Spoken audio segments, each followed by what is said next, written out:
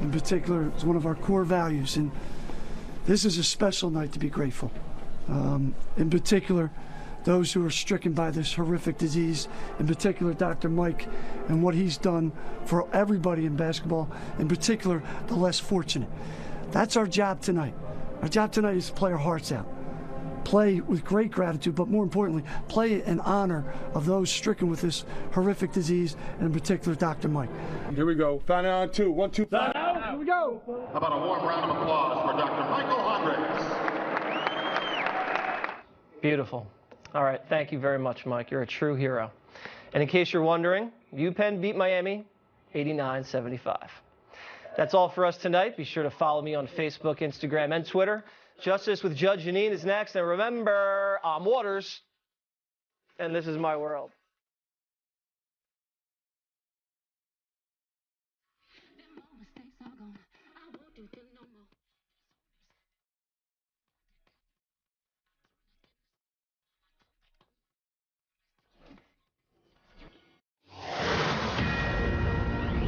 Breaking tonight, new questions after transcripts of Jim Comey's closed-door meeting with lawmakers are released to the public. Hello and welcome to Justice. I'm Judge Jeanine Pirro. Thanks for being with us tonight. We are following several major developing stories for you tonight. The release of the Comey transcript, the latest details in the Mueller investigation, and President Trump's announcement that his Chief of Staff, John Kelly, is leaving the White House. We've got a stellar guest lineup standing by to tackle all of the breaking news with Congressman Jim Jordan, Congressman Darrell Issa, Michelle Malkin, Tom Fitton, Dan Bongino, to name a few, plus my opening statement straight ahead. But first, let's start with Fox News senior producer for Capitol Hill, Chad Pergram, on all the latest and the newest details of the Comey transcript. Good evening, Chad. Good evening. On 245 occasions, former FBI Director James Comey told House investigators either he didn't know, didn't recall, or couldn't remember things when asked. At the end of the session yesterday, Comey said they rehashed Hillary Clinton's emails, but frankly, there was not a lot of that in the transcript. The key number to recall tonight may not be 245. 4, that's the number. Here's the most significant part of the transcript. Comey said the FBI, quote, opened investigations on 4 Americans to see if there was any connection between those Americans and the Russian interference effort. Those 4 Americans did not include the candidate. That means President Trump. At different points in the interview, Comey defended special counsel Robert Mueller. He said he admires Mueller, said he would bet his life, that's a quote, that Mueller would do things the right way. Comey says he doesn't even have Mueller's phone number and that they aren't friends. Now, there's been a lot of criticism directed at former FBI agent Peter Strzok, his text messages, and whether or not he had anti-Trump bias. Comey told House members that it was Strzok who helped him draft the October 28, 2016 memo about Hillary Clinton. The Clinton campaign says that memo is why they lost the election. So Comey says it's hard to believe that Strzok was in league with Clinton and against Trump. Comey said yesterday in the hall and behind closed doors on Capitol Hill that he had confidence in the FISA process and the warrant to surveil Carter Page. But when asked who would sign off on the investigation of a major political campaign, Comey said he didn't know. Comey also said that he felt that President Trump asked him to halt the probe during their February 2017 meeting. Comey says that's why he wrote his memorandum. In addition, Comey says that President Obama did not ask him to investigate the Trump. Now, this isn't over. Comey appears before the committees again on December 17th. Also, former Attorney General Loretta Lynch is due within a few days for an interview. Still, many conservatives aren't satisfied with this investigation. Republican Florida Representative Matt Gaetz says the way the committees handled this reminded him of, quote, the death rattle of Republican oversight. Jeanine? All right, Chad, thanks so much. My next guest serves on both the House Judiciary and Oversight Committees, and he had a front-row seat for Jim Comey's closed-door testimony. Congressman Jim Jordan joins me now. Congressman, thanks so much for being with us. You bet. All right, so you were in the room at the time. Yep. 245 times, Comey, who was the head of the FBI in one of the most important cases in American history, a FISA warrant that was funded by the Clinton campaign and Hillary Clinton to spy on someone working in the Trump campaign, and that's the least of it, says he doesn't really know or remember that part of it. Did you believe him?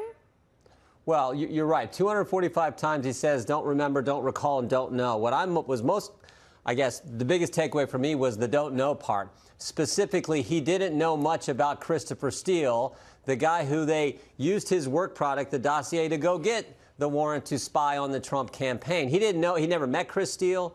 Didn't know the relationship that Christopher Steele had with Bruce Orr, specifically that Christopher Steele was passing information to Bruce Orr, who was then giving it to the FBI. Didn't know that Christopher Steele was terminated for talking to the press. Didn't know he had talked to the press. Didn't know they continued to work with Christopher Steele after he had been terminated and continued to get his information. So I was mostly struck by that. Here's the key player, the guy who put together the dossier that was the basis for getting the warrant, and you didn't know anything about him.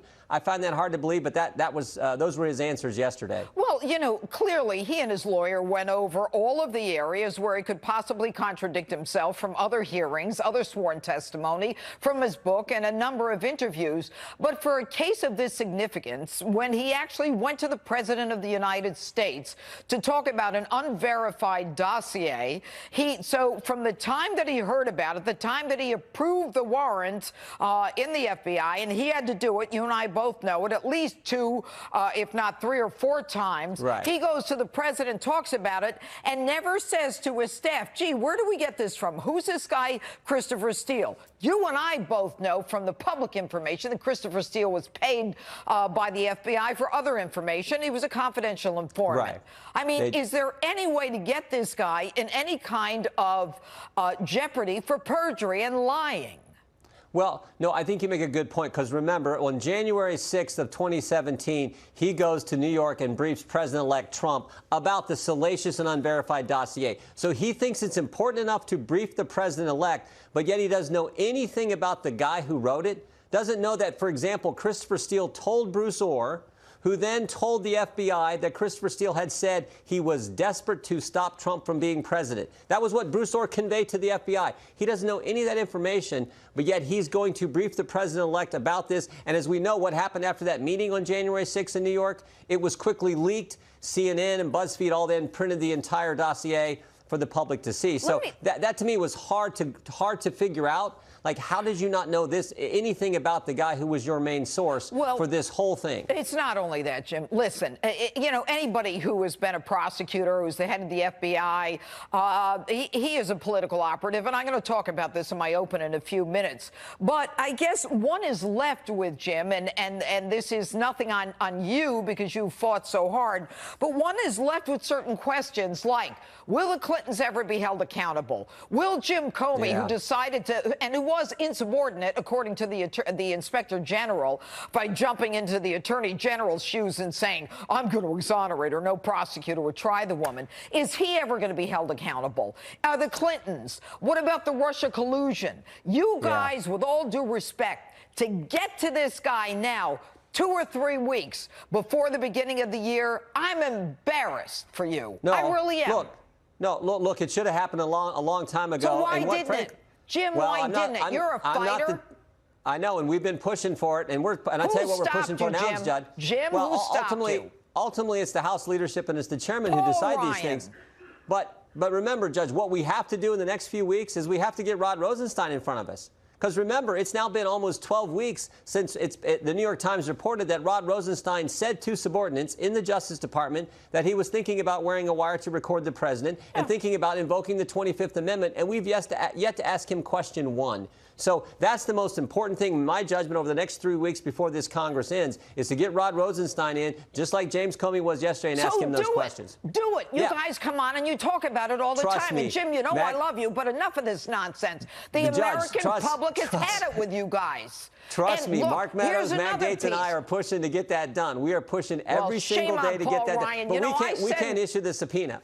Okay, I said right with Obamacare, Ryan should have been gone, and I took a lot of heat for it, and that was a year and a half ago or whatever it was. All right, this guy doesn't have the president or American people's interest at heart. Let me ask you one more question. Sure. So Jim Comey decides that he's going to come out of the meeting with the president, take all these notes, leak them to his friend at Columbia Law School who's a non-government employee. I mean, this sanctimonious, holier-than-thou egomaniac who has to be at the center of everything. He's used to keeping this stuff close to the vest because he's part of and in charge of the deep state, and he's going to get away with it, isn't he? Well, we'll see. One of the things that did happen yesterday, too, is I asked him that meeting when he had with the president in February, where the president says, could you see your way clear to make sure Mike Flynn is okay? And Comey goes back and he memorializes that, becomes part of the Comey memos. He then has a meeting with his top people, McCabe, Baker, his top people. And I asked him yesterday, I said, why didn't you, if you're so concerned about this, you have to memorialize it. And as you say, Judge, he later leaks it to Daniel Richman in the New York Times. If you're so concerned about what the president said, why didn't you share it with the Attorney General? Why didn't you share it with the top law enforcement individual in our government? And his answer was, oh, well, we thought Jeff Sessions was going to be recusing himself at some point. So what? He hadn't recused himself at that point. He had not. And like, share that information. But I think it points to Comey, the same way he handled the Clinton investigation and took it away from Loretta Lynch. He and his cabal at the FBI, they were the ones in control. They wanted to keep this information tight. He wanted to create a record to promote this idea that there may have been some obstruction. I don't think there was, but I think he was trying to generate and create this and didn't share it with anyone at the Justice Department, the top people in our and law enforcement in our government. Some sanctimonious, arrogant, condescending individual, and I know him. Not you. Congressman Jim Jordan, thanks so much for being with us tonight. You bet, Judge. Thank you. All right. Dan Bongino, Michelle Malkin still on deck tonight. So's my opening statement, and I'm teed off. But next, another man who was in the room as James Comey was grilled yesterday, Congressman Darrell Issa, is next. And he's leaving Washington at the end of the month, so he can't hold anything back. What's his take on this testimony? Find out next.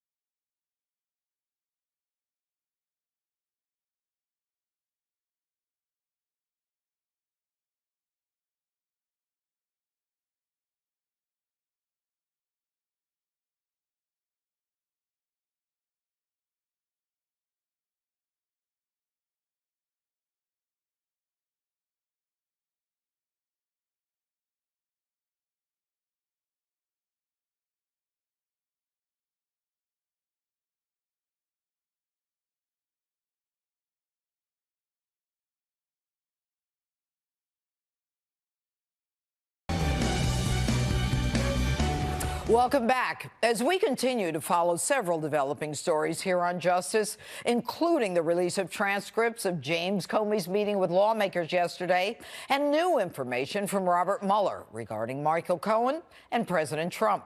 Congressman Darrell Issa is up in a moment, but first, better late than never, my open.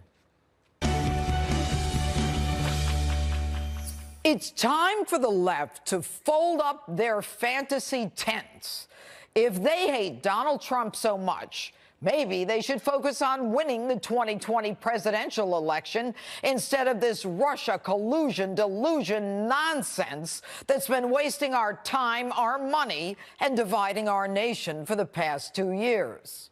The nonstop personal vendetta against the president by Mueller and his rabid team of Trump-hating prosecutors, breathlessly reported by the Trump-hating media at every turn, is so intense that they proudly beat their leftist chests every time they issue an indictment against someone, anyone, most of whom are living in Russia and will never be brought to justice here or anywhere else for that matter, or have been indicted for events that preceded Trump, or for lying to the FBI, which we later find out wasn't even considered a lie by the FBI agents, or is so serious that one guy got a whopping 14 days in jail. Bottom line, none of the indictments the special counsel has brought has tied the president to Russia. But you wouldn't know it from these guys. A lot of paper here tonight, but the one thing that jumped out at me is the President of the United States, individual one, directed a crime. So right now we have a sitting President of the United States who committed 2 felonies while running for president. And so if history means anything in the Trump era, if precedent means anything in the Trump era, Donald Trump must be impeached because of the crimes prosecutors say he committed in the Michael Cohen case. Robert Mueller is essentially then saying, here, Congress, here's an impeachable offense. You decide. I think what this totality of today's filings show that the House is going to have little choice the way this is going other than to start impeachment proceedings. So did the president direct a felony? If Michael Cohen, who is probably one of the most flawed prosecution witnesses I've ever seen, and that's saying something, is relied upon to prove beyond a reasonable doubt that Donald Trump circumvented campaign finance laws, they might just as well be whistling Dixie up the Mississippi. Permit me. Number one, if the president directed any payment, why? What was his state of mind? What was he thinking? What wasn't he thinking? Do you really think Michael Cohen knows? Maybe he didn't want his wife to find out. Maybe he didn't want his family to find out. Maybe he was trying to prevent any tarnish on his brand. Or maybe to simply get the woman off his back. It wouldn't be the first time a high-profile person paid to get rid of a nuisance lawsuit. Now, there is a presumption of innocence in every criminal case and every criminal investigation, and never a presumption against that without evidence that acts are done for purely criminal reasons. And don't forget, it was citizen Donald Trump's money that was used and not campaign money for whatever might have occurred before he was president, unlike another president impeached for acts that occurred with a young intern in the Oval Office while he was president. And so far, 30 million taxpayer dollars for this nonsense. It's nonsense, especially because Barack Obama was in a position to actually do something about so-called Russian interference, but did nothing except to tell Putin to knock it off. And even that I don't believe. And as for the testimony of holier-than-thou Cardinal James Comey, the grandstanding political operative who believes the rules don't apply to him and who fought so hard to testify in an open setting, I'm left with only one thought. Jim, why the hell did you want your testimony before House and Judiciary and Oversight Committees to be in public? Jim, you readily admitted almost 250 times that you didn't recall or didn't remember. Honestly, it would have been and is less embarrassing for you to do it behind closed doors. But Slippery Jim says he doesn't remember important facts about the most important FISA case in American history that required his approval. He states it doesn't matter where the fake dossier came from. Yet, he still has total confidence in the FISA process that he corrupted. Now, I don't have to go over this again. Comey's been found by the Inspector General to have mishandled the Clinton email investigation, to have lied before Congress, not about exonerating Hillary before the investigation was done, and to be an admitted leaker of sensitive information that he wanted to get to the New York Times through his friend. And when asked if he would have fired the lovers on his staff, Peter Strzok and Lisa Page, who openly communicated their hatred and disdain for candidate Donald Trump, yet all the while investigating him, Comey states he can't answer in the abstract. He doesn't deny he would have allowed them to stay on the Clinton investigation in spite of their hate, as long as they gave an explanation. No surprise, Jim, since you're a pal of the Clintons. But most shocking is Comey's role in the theater of the absurd. A fake dossier paid for by a woman who's his friend running for president. And he's best friends with the special counsel in charge of the case. And he doesn't remember key details like the party who funded it, in the most blatant display of public corruption and personal political cover in American history. Shame on you, Jim. And that's my open. Tell me what you think on my Facebook and Twitter, #JudgeJeanine. Congressman Darrell Issa, who serves on both the House Judiciary and Oversight Committees, was there for Comey's testimony yesterday and joins me now.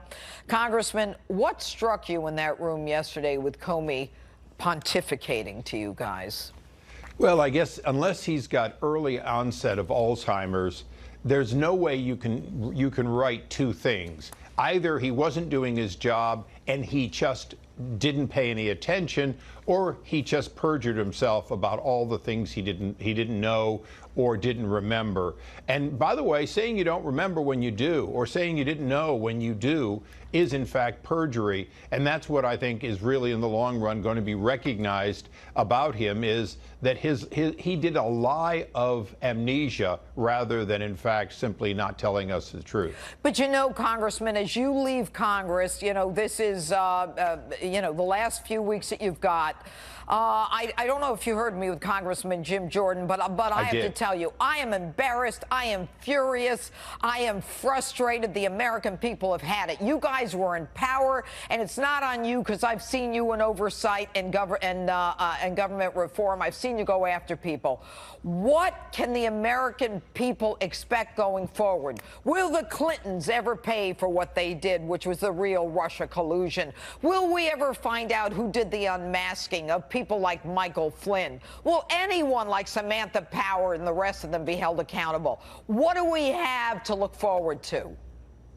Well, if people will recognize that some people in Congress did their job and they were thwarted often by the leadership that wanted to maintain their majority, that majority being gone now, then they won't do it again. They'll realize that standing on principle and doing the right thing may or may not cost you the majority, but playing this sort of prevent defense, to use a football term, will inevitably lead to your losing the majority without getting the job done. Jim Jordan, Mark Meadows, and others have been fighters for the last 2 years, but they've fought with some hands tied behind their back. Okay, so let's talk about Paul Ryan. I mean, how did it advantage Paul Ryan to not allow you guys to bring contempt charges, to do this earlier? I mean, was he working against the president? No, he wasn't working against the president, but again, you know, he announced that he was leaving about a year ago, so he's been a lame duck for quite a while. And quite frankly, Chairman Goodlatte, although he's a good man, I don't think he saw the reality that you have to do everything immediately because the other side is running out the clock on you. When he finally started going after Comey, Comey managed to delay this for weeks and weeks, and this is the frustration: is you have to start quickly because the FBI, the Department of Justice, institutionally knows how to slow you down. Well, you know, I got to go back to, I mean, I don't care if Paul Ryan's a lame duck, and I don't care if Goodlatte's a nice guy. Joe Blow watching this show tonight knows that you guys got to get in there and fight. You had the power, and you didn't benefit us by it. It was a game where we kept getting punched in the gut by people who were laughing at us, saying one thing and saying it didn't mean what they were saying, like Peter Strzok. Jim Comey getting out there and saying, oh, no, you know, we have to reopen this investigation, which was nonsense. The feds in the Southern District forced him to do it, and the NYPD on the Clinton email. There's so much I could go through, so much my viewers know. But I'll tell you, Judge, I'm going to, because you said I have nothing to lose, I can say what I believe. Let me tell you something that you do need to make sure your viewers understand. Jim Jordan, Mark Meadows, and a team of people who made sure that these hearings, Trey Gowdy, made sure that there were hearings 4 years ago, 3 years ago, 2 years ago, and last year, in fact, are the reason that Hillary Clinton isn't president and Donald Trump is. If Hillary Clinton had gotten away with it in front of the voters, the fact is she'd be president today. So I want to commend the people I served with who fought against leadership that always wanted to say don't make waves, fought against and made sure the American people, when they went to the polls and voted for and elected Donald Trump, understood they had a choice of a man who was going to do what he said or a woman who lied about everything she ever did. Well, Congressman Darrell Issa, I must tell you that, you know, my viewers, that I personally am sad that you're leaving. I think you've done a great job. I don't know if anybody congratulates you in the end or if you even get a watch that says congratulations. But we thank you for your service to this country. We thank you for being honest and for doing what you did. Thanks so much for being with us, Congressman. Keep fighting. Oh, no worries. All right, Tom Fitton from Judicial Watch still ahead, and next, my political panel tackles all of today's developing news. A new foil for Dan Bongino tonight. Ari Aramesh joins Dan in a moment for a spirited debate on Jim Comey, Robert Mueller, President Trump, and more. Next.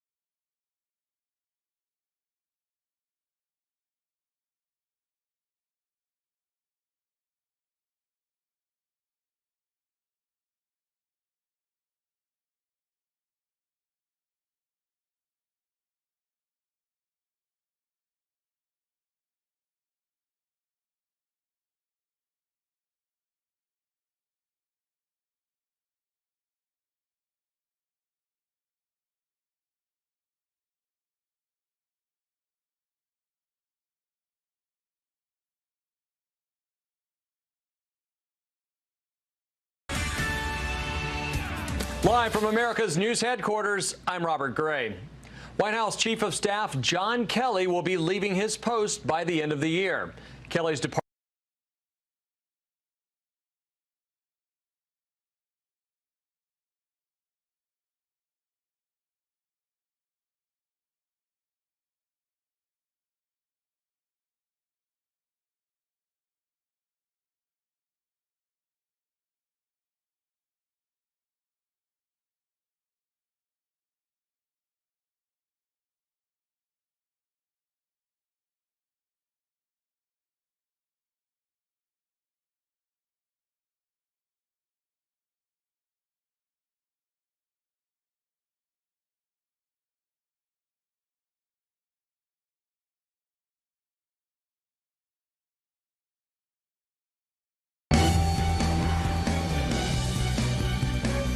A lot of developing news to get to with my political panel tonight, so let's jump right in.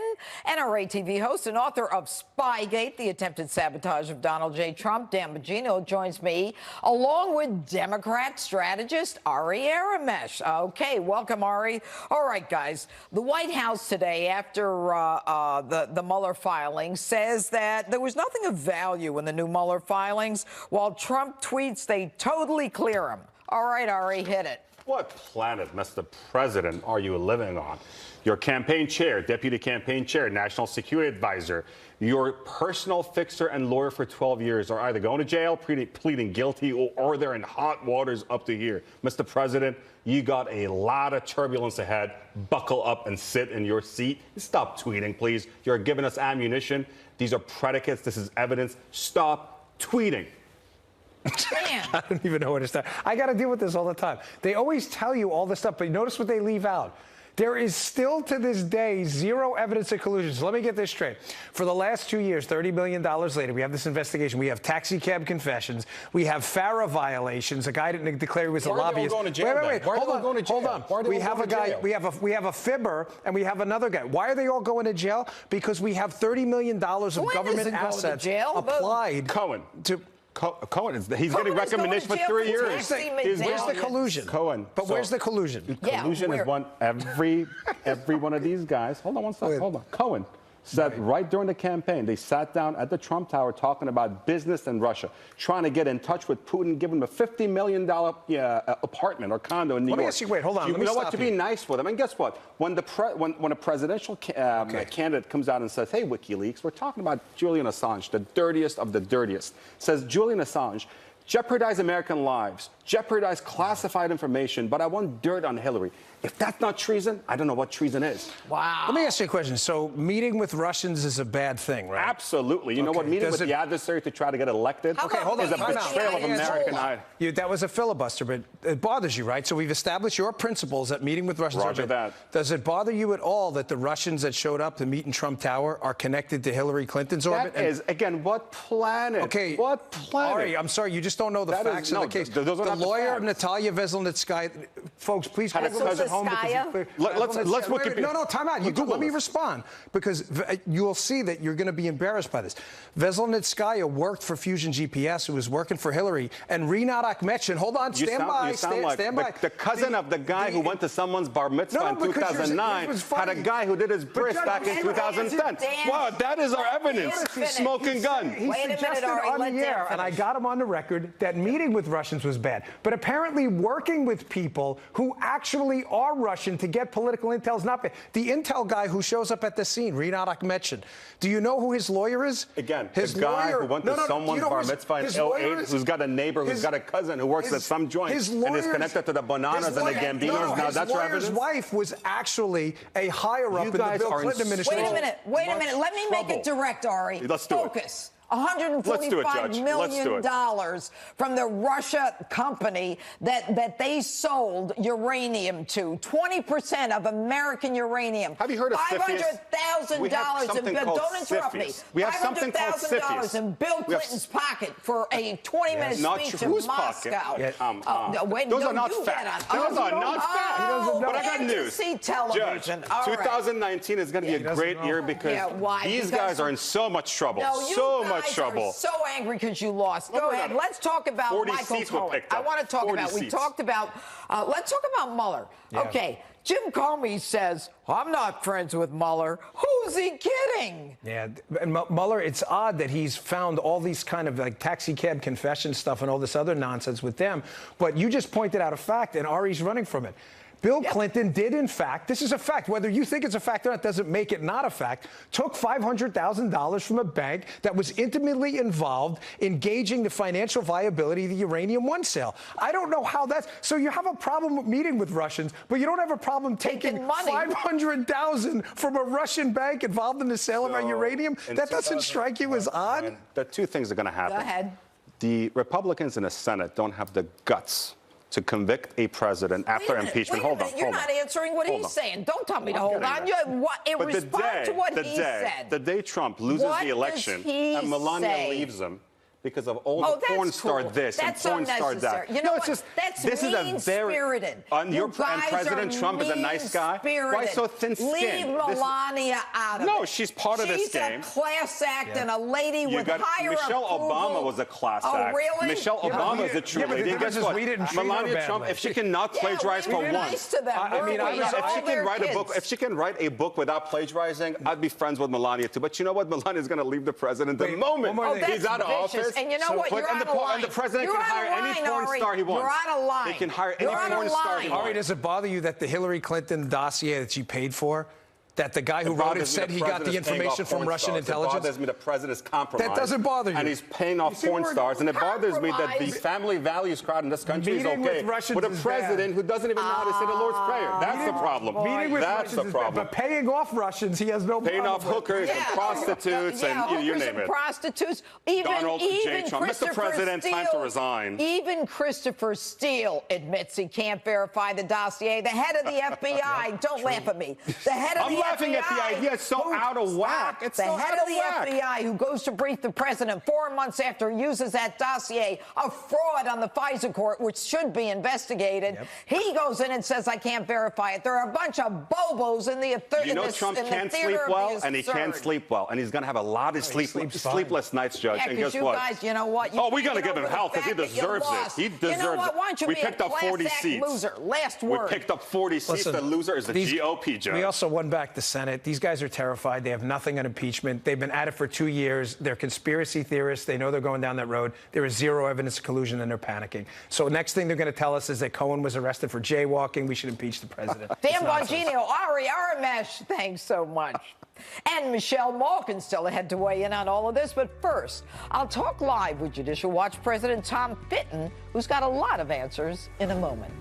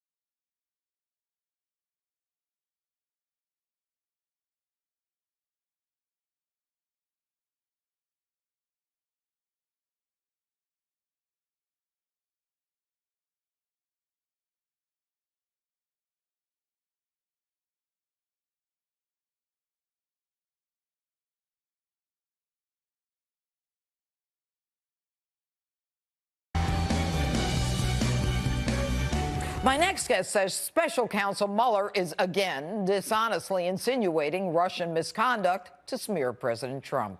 Judicial Watch President Tom Fitton joins me now with more on that and his reaction to the Comey testimony transcript. All right, good evening, Tom. Thanks for being with us tonight. You know, before I get into Comey and Mueller, I want to talk to you about a decision that didn't make a lot of news, but to me is extremely significant. A federal judge apparently gave Judicial Watch, you as the president of Judicial Watch, the ability to do additional fact-finding into whether Hillary Clinton's use of a private email server was deliberate and an effort to thwart freedom of information.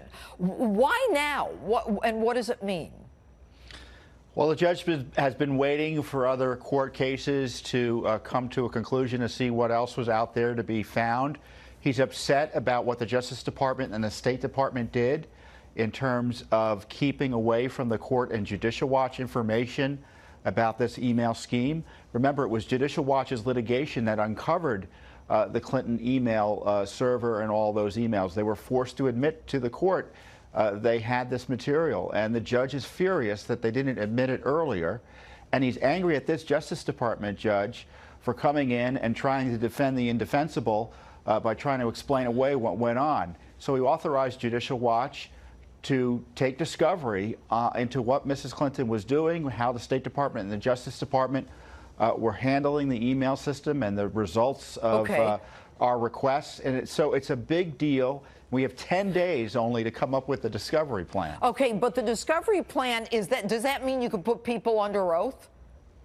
Yeah, it would mean we would take testimony of witnesses and gather documents and the sort of other evidence gathering lawyers engage in as they're trying to comply here with a court order. We have a court mandate to do this. Okay. Now, the interesting thing is, you know, I had Congressman Issa and Congressman Jordan on, and I wasn't too happy with the fact that all this stuff is happening now, just a couple of weeks before the Democrats take over. We had all three House, the Senate, and the White House, and very little was done. But Congressman Issa took solace in the fact that by bringing this stuff out, and you are the tip of the spear as it relates to identifying information that even Congress can't get, that is in itself somewhat satisfactory in terms of getting some semblance of justice. But in the end, will Hillary Clinton, you believe, ever be made accountable for all of the not just injustices, but all of her dalliances from the law? It's going to be up to Bill Barr, the new incoming Attorney General, whether or not he's going to allow James Comey have the final word as to what Hillary Clinton did. There's still a lot of more information to be found. Remember, she not only violated the laws against the mishandling classified information, but she took government documents, she destroyed them. Yeah, there's all sorts of concerns about her truthfulness. She deleted 30,000 emails. I mean, I'm sorry, go ahead. Yeah, and the truthfulness of her testimony. I haven't heard this Justice Department, maybe you have, Judge Jeanine, describe what it thinks about what James Comey did. Do they agree that with James Comey that she didn't violate the laws against mishandling classified information, that no reasonable prosecutor would have brought a case? Silence. And I'm tired of the silence, but thankfully there's a court interested in getting additional information about what she did, and that's all we can do is get the information out there, and if prosecutors don't do their job, that's why the American people are unhappy. And frankly, it's why the president ought to be extremely unhappy.